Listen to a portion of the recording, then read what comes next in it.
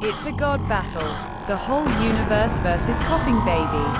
Who is the stronger?